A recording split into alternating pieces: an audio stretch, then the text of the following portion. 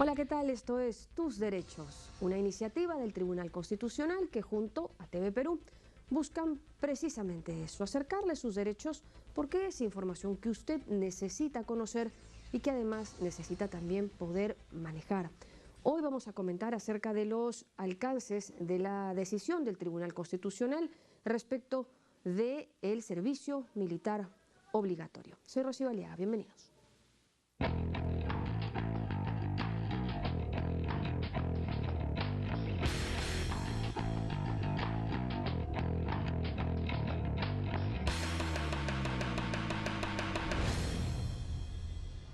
El servicio militar es la incorporación de ciudadanos a las Fuerzas Armadas por un periodo determinado para adquirir conocimientos, lograr capacidades y obtener un entrenamiento básico como soldado que le permita quedar capacitado para participar activamente en la defensa nacional y apoyar al país en casos de emergencias internas o catástrofes.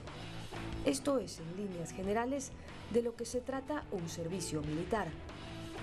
Aunque de hecho en nuestra historia y realidad las situaciones hayan sido más adversas, incluso fatales.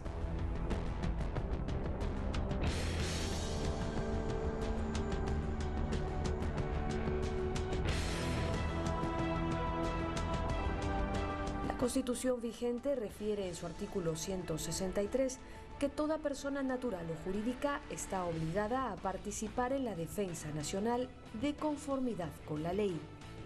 Lo cierto es que en los últimos años de la obligación por la defensa de la patria, muchos nunca se enteraron o no la sintieron, y el servicio militar, nunca bien atendido, se fue devaluando aún más, mientras que la crisis por falta de reclutas fue en aumento.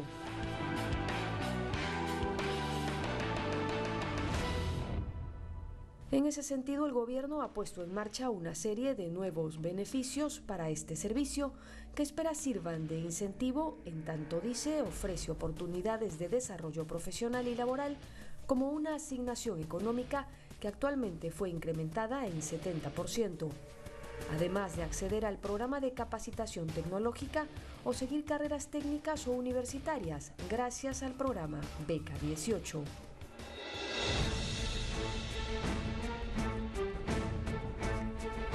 Y hasta ahí la norma, señalaban tanto opositores como oficialistas, podía ser perfectible.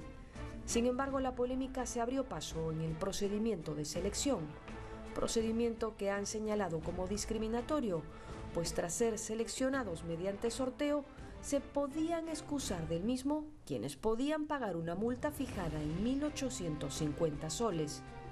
Y es precisamente sobre este punto que el Tribunal Constitucional declaró fundada en parte la demanda presentada por congresistas de la República en contra del decreto legislativo 1146, que modifica diversos artículos de la ley 29248 del servicio militar y en consecuencia declaró inconstitucional la aplicación de la multa cuando los sorteados para hacer el servicio militar obligatorio no asistan al llamamiento forzoso.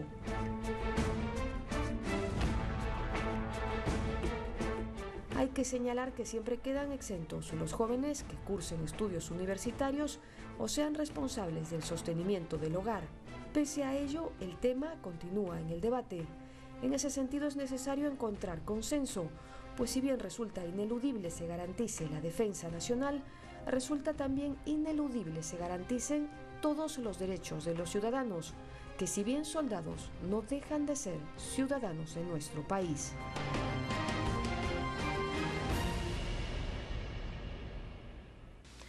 Bueno, finalmente vamos a conocer en qué punto exacto se ha declarado la inconstitucionalidad respecto del servicio militar obligatorio. Felipe, buenos días. Buenos días, Rocío. Hubieron muchos puntos en discusión, uno de ellos el sorteo, por ejemplo, Claro. Otro fue la multa. En el caso del sorteo solo hubo 4 votos conformes y sabemos que por uno, efectivamente, no se declaró la inconstitucionalidad de una modalidad del sorteo que seguramente después vamos a poder comentarle con más extensión.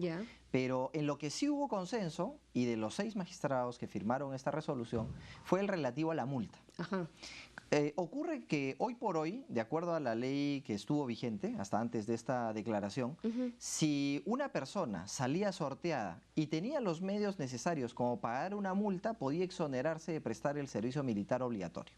Lo entendieron como discriminación. Como discriminatorio porque, contrario senso, como decimos los abogados, al sentido contrario, si no tengo dinero estoy condenado a hacer algo que en principio no quería, que es realizar el servicio militar obligatorio.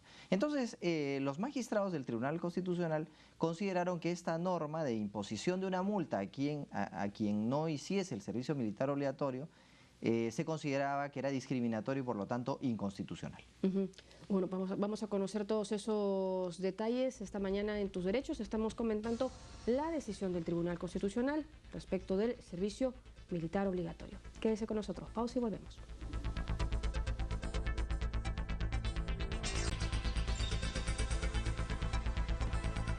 Estamos ya de regreso en Tus Derechos esta mañana conversando acerca del servicio militar obligatorio y de esta medida, de este fallo del Tribunal Constitucional que dejó sin efecto el tema de la multa, ¿no? El tema de los 1.850 soles a los que podían pagarlo, un poco que quedaban por fuera del servicio, y a los que no podían, pues bueno, tenían que acudir sí o sí. Para hablar de este tema nos acompaña ahora el general en situación de retiro y excomandante general del Ejército y además analista político, el doctor Otto Guibovich. Doctor Guibovich, muchas gracias por estar con nosotros esta mañana. ¿Qué le parece esta decisión del TC? Muchas gracias por la invitación, buenos días. Yo creo que la norma dejaba una puerta abierta y por lo tanto se podía prestar a discriminación, porque aquel que podía pagar se sustraía del servicio. Claro. Y entonces me parece que el tribunal ha actuado en consecuencia, ¿no? A evitar vulneraciones constitucionales a los derechos. Y lo que queda ahora es buscar oportunidades, otras oportunidades. Lo que tiene que hacerse, creo yo, es mirar un poquito el contexto de lo que vivimos en el siglo XXI y optar por nuevas formas. El servicio militar obligatorio y ahora voluntario data de casi 200 años. 200 años. Y se ha mantenido en el tiempo de manera constante. Y, valgan verdades, ha sido solución en muchas oportunidades. Así. En el año 41, en el 65, en el 81, en el 95 ha sido solución. Pero ¿qué pasa? Como estamos viviendo y lo vemos a diario, la sociedad evoluciona, crece la economía, pero lamentablemente y de manera paralela también crecen las amenazas. Y las amenazas evolucionan, cambian. Entonces también las fuerzas del orden tienen que evolucionar y cambiar. Y nosotros no hemos cambiado por casi 200 años. Lo que se requieren hoy día es otro tipo de tropas. Ya no necesariamente con propina, sino que sean reconocidas profesionalmente, que tengan un plan de carrera, que tengan un salario, que tengan derechos laborales, como lo han hecho muchos países. Y de repente, económicamente quizás pueda ser costoso, pero hay fórmulas mixtas que combinen un porcentaje pequeño de tropas conscriptas o servicio militar y un porcentaje de tropas profesionales que tengan continuidad. Las tropas conscriptas vienen y están por 2 años y eso genera una muy elevada rotación de personal en la institución. Entonces también hay que ver la parte operativa. Una institución como el Ejército requiere tener capacidad operativa y con esa rotación que tiene cada 2 años es imposible. No hay ninguna institución en el mundo, creo yo, que rote tanta gente y tan rápidamente. Claro, porque lo cierto es que los jóvenes que acudían, digamos, voluntariamente a prestar el servicio militar, acudían también buscando cierta estabilidad que este servicio les daba, pero lo cierto es que también no les brindaba algunas otras garantías como las que usted refiere, por ejemplo, de derechos laborales y tal.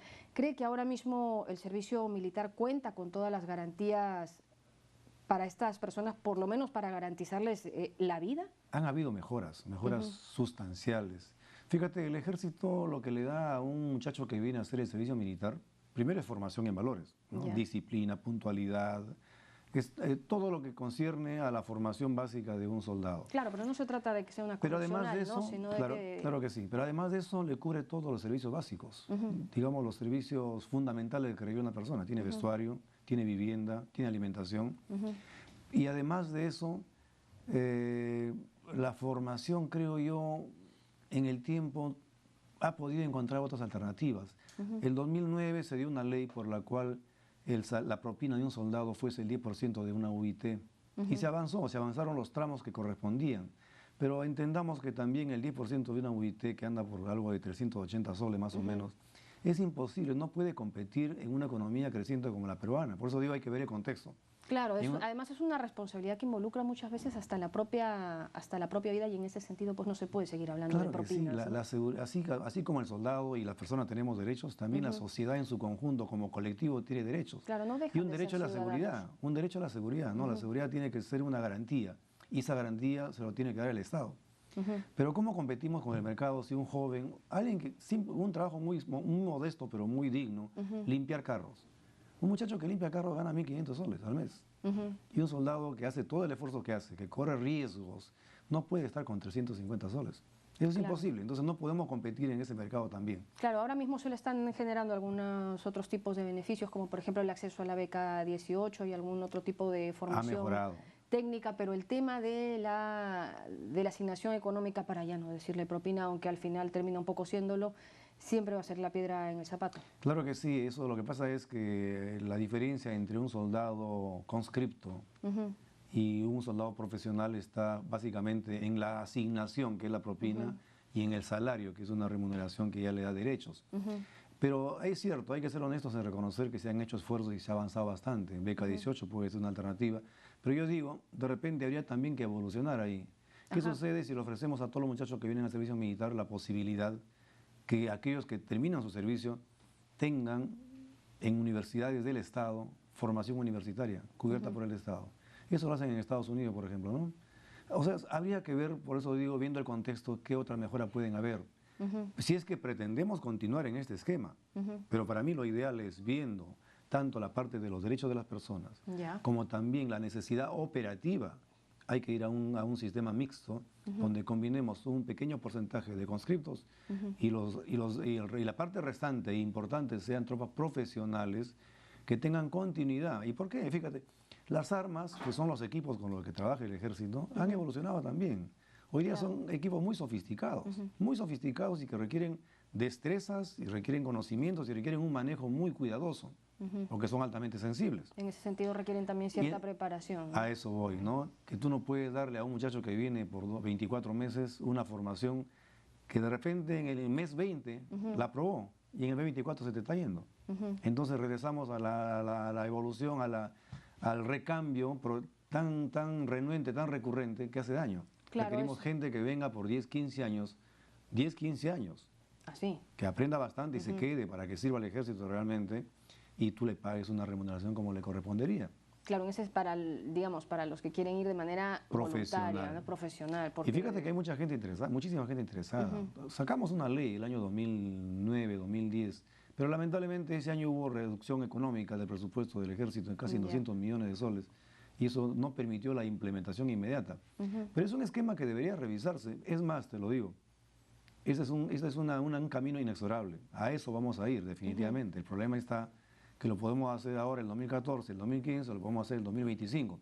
Y en esos años tenemos oportunidad de perdida, ¿no? Pero luego, en su experiencia, estos jóvenes, estos chicos que tienen que acudir al servicio militar obligatorio, ¿se los lleva a zonas de emergencia? Tienen que ir, o sea, todo soldado que viene al Estado a servir a los cuarteles. Pero no es muy poco tiempo de preparación para asumir esa responsabilidad. Ese es el gran problema. Tuvimos que hacer cambios ya desde el año 2009, 2008 y enviar soldados reenganchados, tropas reenganchadas. ¿Qué significa reenganchado? Los reenganchados son aquellos que terminan su servicio militar obligatorio y desean quedarse periodos adicionales, pero igualmente con propina. Y se pueden quedar hasta 10 años. 10 años. Pero no tienen un plan de carrera. Si te quedas como sargento, en 10 años te puedes ir como sargento. No tienen un plan de carrera que tú puedas ir ascendiendo. ¿Y ellos acuden a estas zonas de emergencia? Ellos acuden porque lógicamente entenderás que en 5 o 10 años la formación es diferente. Claro. O sea, han alcanzado niveles de excelencia en la formación militar. Claro, no, pero son lo preguntaba los por los que van al servicio militar obligatorio, si es que van a acudir a este tipo de zonas de emergencia, porque el tiempo de preparación me parece muy poco. Muy pequeño, y ahí no se les es gente bisoña, ¿no? Que no tiene tiempo para adquirir experiencia necesaria. Entonces ellos van únicamente a tareas administrativas o tareas de control de la población, que son tareas mucho más estáticas, ¿no? ¿Puedo asegurar eso, que va solo a tareas Claro que sí, eso lo hemos ido haciendo en el camino. Porque en este caso hemos aprendido también nosotros de la experiencia, ¿no? Hemos ido aprendiendo en el camino y hoy día, si es que van tropas conscriptas, van únicamente a las bases, a dar seguridad en las bases, a tareas logísticas, pero las tareas fundamentales, las tareas core, digamos, las tareas operativas esenciales, las hacen tropas profesionales de fuerzas especiales o reenganchados que tienen mayor preparación y permanencia. Claro, porque siempre va a haber cierto estímulo y cierta motivación de luchar por la patria y, claro que sí. y qué sé yo, pero si es que no se brindan todas las garantías para que se cumplan, o por lo menos el derecho tan básico como la vida, va a resultar un poco difícil que así de manera voluntaria Totalmente cierto, se acerquen, ¿no? totalmente cierto lo que tú dices, y fíjate que en la década del 80 y 90, cuando combatíamos al terrorismo, el grueso de las tropas que participaron fueron tropas conscriptas. Tropas conscriptas de 18, 20, 22 años, muchachitos, que defendían el sistema democrático que de repente ellos mismos ni lo entendían. ¿Y cuántos han muerto? Cientos y miles de personas han muerto en el esfuerzo por derrotar a Sendero Luminoso y al MRTA, muchas veces sin entender bien qué es lo que hacían y con una propina. ¿Y cuánto ganaban entonces? 25 soles, 30 soles. Bueno, eso es lo que hemos llorar, hecho. Fíjate cómo hemos defendido un sistema en esas condiciones tan precarias. Por eso es tiempo ya que desde los niveles más altos del gobierno, donde tiene que haber mucho el Ministerio de Economía, se sinceren, se entienda de que un soldado conscripto no puede estar en esas condiciones. Si bien es cierto, se ha mejorado, es pequeño el tramo recorrido. Hay que ir a mejora concreta, hay que entender que la seguridad tiene un enorme valor. La seguridad dentro de un ciclo, de lo que llamaría un ciclo positivo, que tiene que ver con el crecimiento del país, es fundamental. Si hay seguridad, hay confianza. Si hay confianza, hay inversión. Si hay inversión, hay impuestos. Si hay impuestos, hay dinero.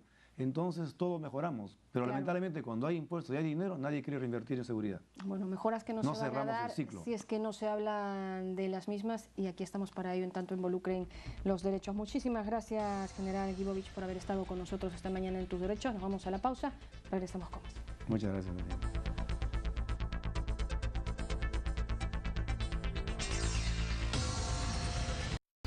Continuamos con el programa Tus Derechos y ahora nos acompaña el doctor Samuel Abad. Él es profesor de la Pontificia Universidad Católica del Perú. Bienvenido, doctor Abad. Muchas gracias. Muchas gracias a usted por la invitación. ¿Qué ocurrencia? Estamos ahora para analizar una sentencia sobre un tema muy caro a usted, el tema del servicio militar obligatorio. Y el tribunal hace poco dicta una sentencia que expulsa del ordenamiento jurídico el tema de la multa. ¿Qué reflexiones iniciales le merece este pronunciamiento? Bueno, yo creo que la sentencia es una sentencia que ha terminado siendo una sentencia incompleta. Hay aspectos cruciales sobre los cuales no ha podido pronunciarse porque no ha reunido los votos del caso. En el fondo, el tema central sobre el cual se pronuncia, es decir, si alguien no quiere prestar el servicio militar obligatorio, porque lo están llamando obligatoriamente, y paga una multa, que es lo que permitía la ley, si alguien hace eso, eso es inconstitucional. Porque el pago de una multa de 1.900 soles ahora para no prestar el servicio es algo discriminatorio. Ese es el tema central de la sentencia, donde se reúnen los 5 votos necesarios para declarar la inconstitucionalidad. Pero no es el único tema importante en materia de servicio militar. ¿Qué más? Además de esto, hay otros casos como el sorteo, la objeción de conciencia, en fin. ¿Qué otro caso quisiera comentar? Bueno, a mi juicio el tema central era determinar la inconstitucionalidad de un modelo obligatorio de servicio militar en el marco de la Constitución actual. Y eso por la sencilla razón que la Constitución actual, a diferencia de la Constitución anterior y de muchas constituciones anteriores a la del 79, no establece la obligación de prestar el servicio militar. Vale decir, la Constitución anterior decía, hay obligación de prestar el servicio militar. La actual eliminó esa cláusula. ¿Por qué lo eliminó? Lo eliminó sencillamente porque partía de un supuesto distinto, porque partía de un mayor reconocimiento a la libertad de las personas y al libre desarrollo de la personalidad, que implica que si yo quiero prestar el servicio lo hago, pero voluntariamente. Ese tema no obtuvo los votos necesarios. A mi juicio, el modelo de un servicio militar obligatorio no tiene sustento en la Constitución. ¿Qué es lo que han dicho algunos? Que se basa en el deber de contribuir a la defensa nacional. Eso no es cierto.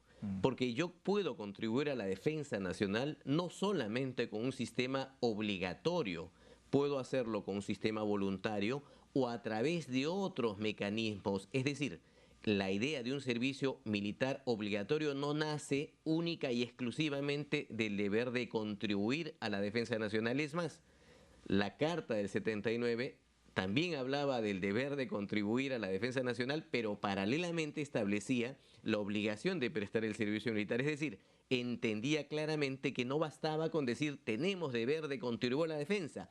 También se requiere una norma expresa que te obliga a cumplir el servicio militar. La actual no la tiene y ese tema no pudo reunir los votos necesarios para permitir que esta norma cuestionada que establece la posibilidad de llamamientos obligatorios sea eliminada del sistema jurídico por ser inconstitucional. Claro, porque de hecho hay otro tipo de servicios que pueden ser, y lo conocemos los que hemos estudiado Derecho o los que estudian Medicina, que pueden ser el famoso SERUM o el CESIGRA, dependiendo de las modalidades, ¿no? En cambio aquí hay una suerte de visión que ha quedado un poco, quizá un rezago, de que la única manera que uno puede servir al país es a través del ejército, ¿no? En este caso a través de las armas, mejor diré.